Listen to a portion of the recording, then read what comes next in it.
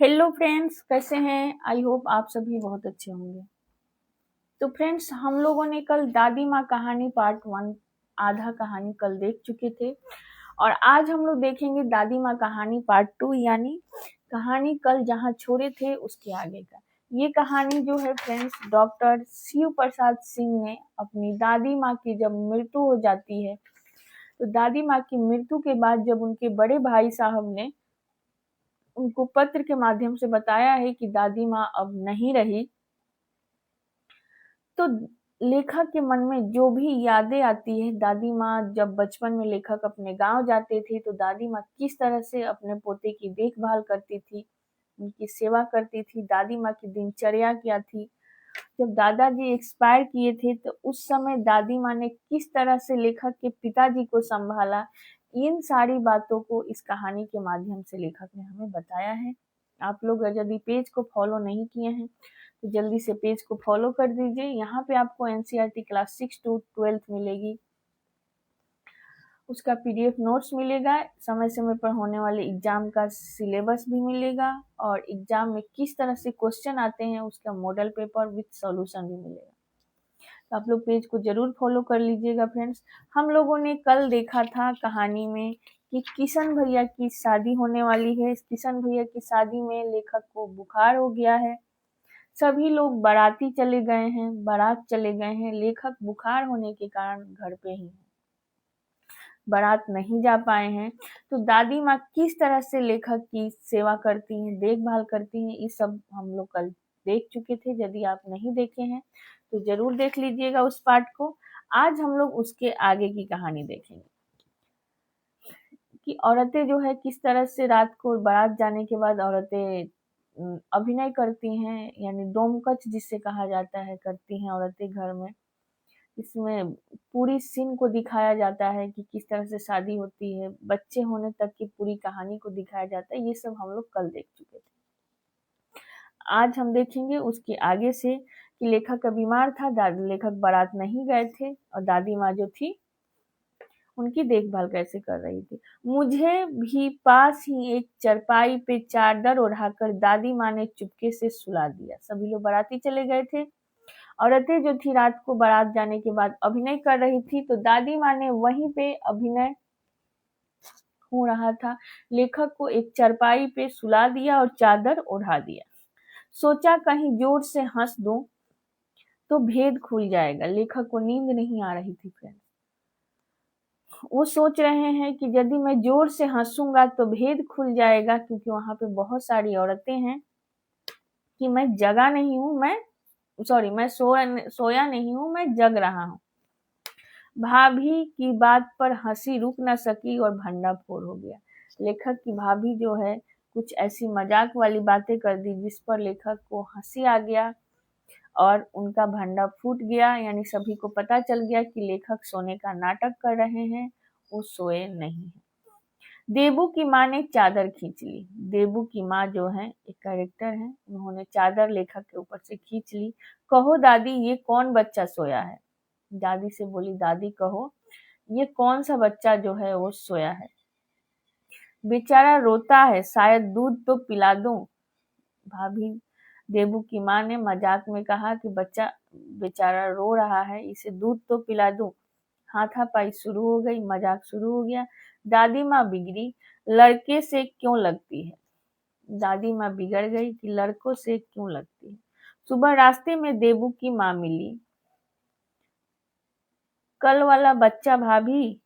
मैं वहां से जोर से भागा और दादी माँ के पास जा खड़ा हुआ।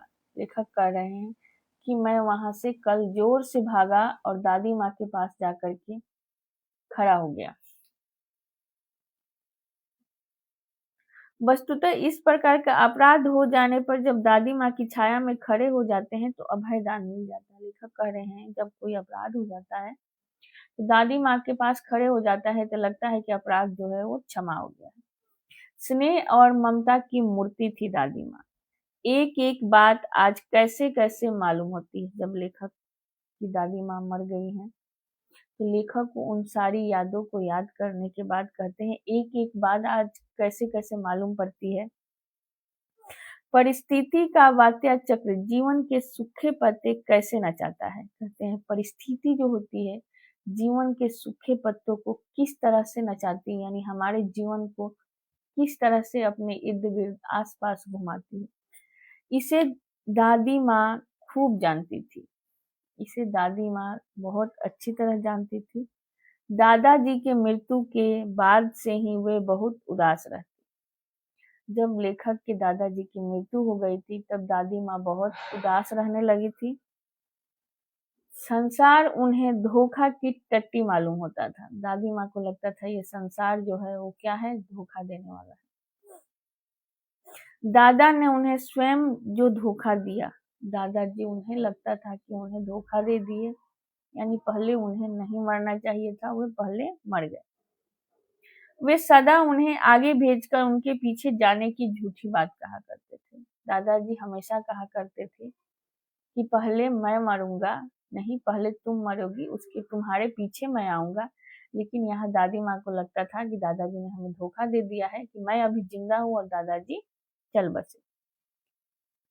दादाजी की मृत्यु के बाद कुकुरमुत्ते की तरह बढ़ने वाले मुंह में राम, बगल में छुरी वाले दोस्त और शुभचिंतक की स्थिति और भी डामाडोल कर डाली। लेखक कहते हैं कि जब दादाजी की मृत्यु हो गई तो गंदे कीचड़ में जो जन्म लेने वाला, गोबर पे पैदा होने वाला जो मशरूम का पौधा है फ्रेंड्स, उसे ही कुकुरमुत्ता कहते हैं।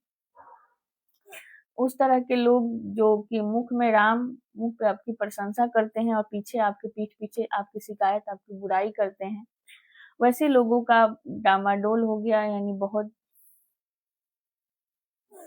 बढ़ चढ़ के वैसे शुभचिंतक बनने लगे और स्थिति क्या हो गई, बिगड़ती चली गई।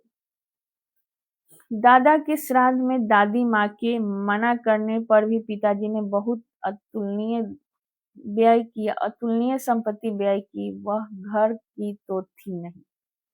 लेखक कहते हैं कि दादाजी की जब मृत्यु हुई, दादाजी के श्राद्ध में पिताजी ने बहुत सारी संपत्ति खर्च की जो कि घर की तो नहीं थी। दादी माँ अक्सर उदास रहा करती थी। माघ के दिन थे, कड़ाके की ठंड थी। माघ का महीना यानी फरवरी के महीना में ठंड कितनी पड़ती है फ्रेंड्स, और कड़ाके की ठंड पड़ रही थी। कड़ाके की जाड़ा पड़ रहा था। पछुआ का सन्नाटा और पाले की शीत हड्डियों में घुस रही थी। ठंड इतनी थी और पछुआ इतनी तेज चल रहा था कि जो शीत थी, वो ठंड थी, जो ऐसा लग रहा था हड्डी में घुस रही हो। शाम को मैंने देखा दादी माँ गीली धोती पहने हुए कोने के घर में एक संदूक यानी एक लकड़ी के बक्से के पास दिए जलाए हुए हाथ जोड़ करके बैठी थी।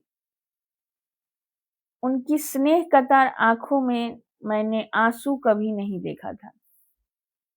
लेखक कह रहे हैं कि दादी की आंखों में हमेशा स्नेह प्यार ही झलकता था, उनकी आंखों में मैंने आंसू कभी नहीं देखा था।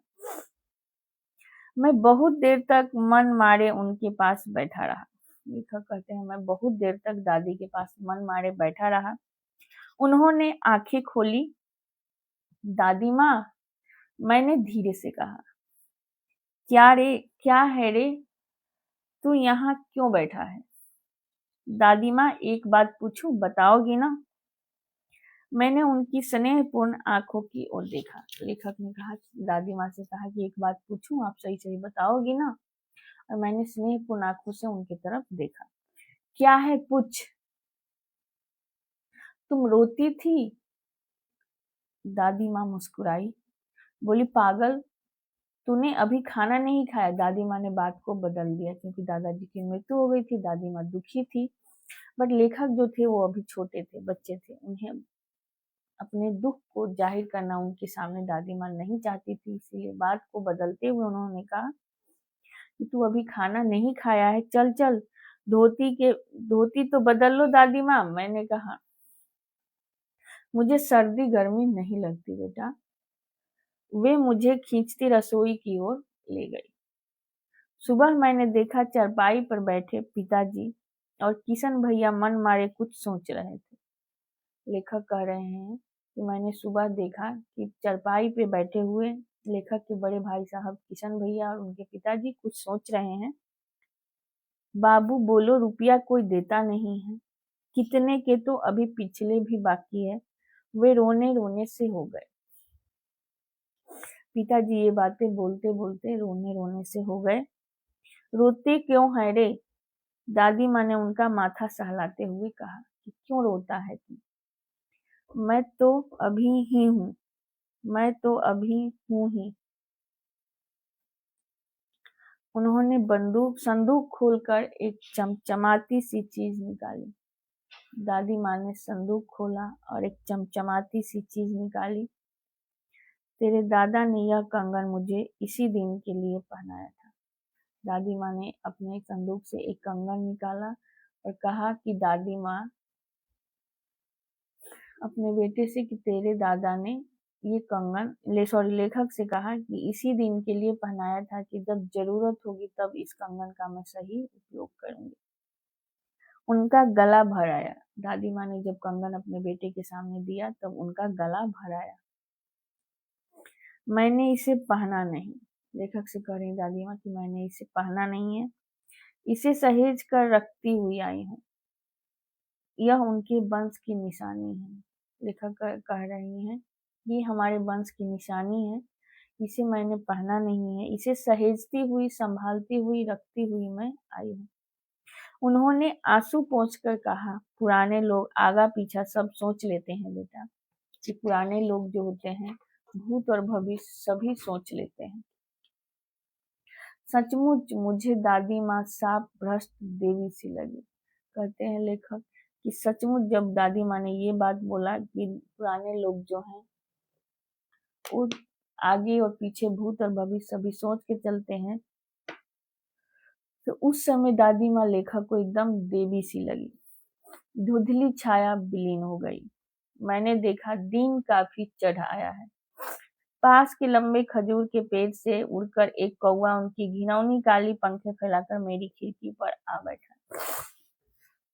कहते हैं कौवे का आना अशुभ का संकेत होता है। तो जब दादी माँ की मृत्यु हो गई थी, तो उनके मृत्यु का पत्र आने से पहले एक घिनौना सा कौवा आकर के लेखक की खिड़की पर उड़ करके बैठ गया। हाथ में अब भी किशन भैया का पत्र कांप रहा था। उसी समय दादी माँ की मृत्यु का खबर एक पत्र में लिख करके आया था किशन भैया का, और वो अभी लेखक हाथ में लेकर के खड़े थे, उनका हाथ कांप रहा था।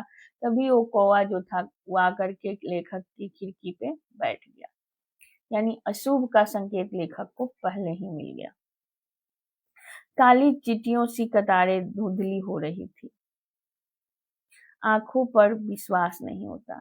लेखक कहते हैं कि जो किशन भैया के पत्र में लिखा हुआ अक्षर था वो लग रहा था चींटियों की कतारें जो है धुंधली सी दिख रही हैं। लेखक को अपनी आंखों पे विश्वास नहीं हो रहा था। मन बार बार अपने से ही पूछ बैठता, क्या सचमुच दादी माँ नहीं रही? लेखक कह रहे हैं हमारा मन जो है बार बार पूछ बैठता है, क्या सचमुच दादी माँ नहीं रही? तो फ्रेंड्स, लेखक शिव प्रसाद सिंह यानी डॉक्टर शिव प्रसाद सिंह की दादी माँ नहीं रही। जब दादी माँ की मृत्यु हो गई तो उस समय दादी माँ के बारे में जितनी चीजें लेखक ने याद किया, उनकी याद में ये कहानी लिखे हैं दादी माँ। आई होप आपको कहानी पूरी अच्छी तरह से समझ में आ गई होगी। तो आप मेरे पेज को फॉलो करें, लाइक करें, शेयर करें, कमेंट करें। हमारा पहला क्वेश्चन है, कहानी से लेखक ने अपनी दादी माँ की याद के साथ साथ बचपन की और किन किन बातों की याद आ जाती है?